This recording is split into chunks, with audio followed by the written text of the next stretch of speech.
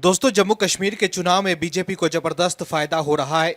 जम्मू कश्मीर को लेकर बीजेपी लगातार रणनीति बना रही है और कहा जा रहा है कि बीजेपी इस बार घाटी में भगवा परचम लहरा सकती है, जिसकी भनक अब्दुल्ला और महबूबा परिवार को लग गई है, जिससे वो काफी परेशान है।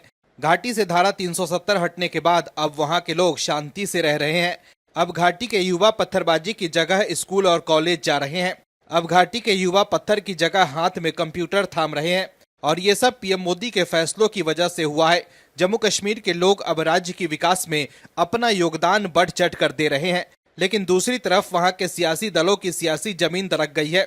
यही वजह है कि फिर से वो पहले की तरह कश्मीर चाहते हैं और उन्हें पीएम मोदी की नई कश्मीर से तकलीफ है। लेकिन इस बार अदालत के एक फैसले ने विपक्ष के सभी दलों को लगभग चिंता में डाल दिया है कि आखिर अब क्या होगा। दोस्तों, समझने की जरूरत है कि कश्मीर में कांग्रेस नेशनल कॉन्फ्रेंस और महबूबा मुफ्ती की पार्टी की हवा निकल गई है। अब इस चुनाव में इसका सीधा फायदा बीजेपी को होगा।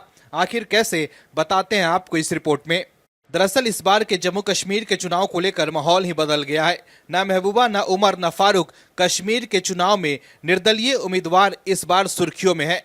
निर्दलीय उम्मीदवार 40 साल के बाद एक बार फिर बड़ी संख्या में ताकतवर पार्टियों को सीधी टक्कर देते दिख रहे हैं। ऐसे में नेशनल कॉन्फ्रेंस और पीडीपी जैसी पार्टियां बीजेपी पर निर्दलीय उम्मीदवारों के कंधे पर चुनाव लड़ने का आरोप लगा रही है।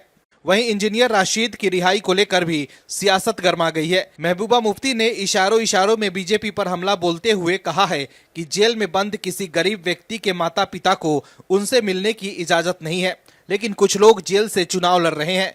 वहीं उमर अब्दुल्ला ने इंजीनियर राशिद को बेल मिलने के मुद्दे पर प्रतिक्रिया दी और तंज कसते हुए कहा कि दिल्ली को मुबारक।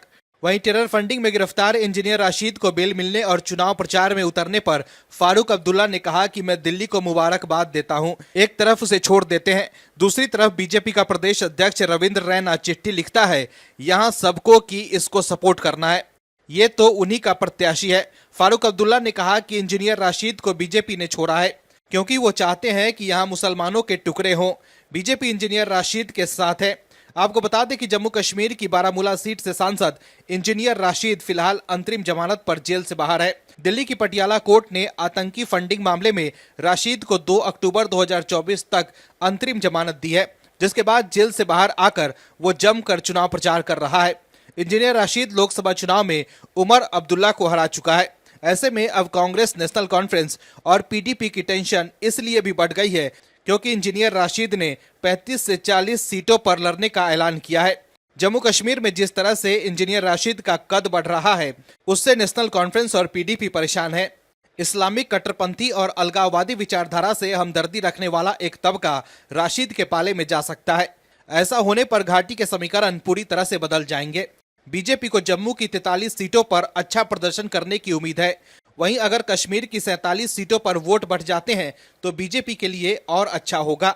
लोकसभा चुनाव में इंजीनियर राशिद के हाथों शिकस्त खाने वाले उमर अब्दुल्ला यही प्रचारित करने में जुटे हैं कि राशिद बीजेपी से मिले हुए हैं।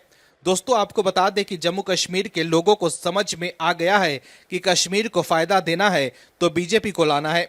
घाटी के लोग फिर से कश्मीर में पत्थरबाजी नहीं चाहते हैं। यही वजह है कि वो अब्दुल्ला और महबूबा परिवार से दूरी बना रहे हैं। इसलिए ही अभी से अब्दुल्ला और महबूबा परिवार की नींद गायब हो गई है। Bureau report, OMH news. और भी वीडियोस देखने के लिए चैनल को सब्सक्राइब करें और बेल आइकन को दबाएं।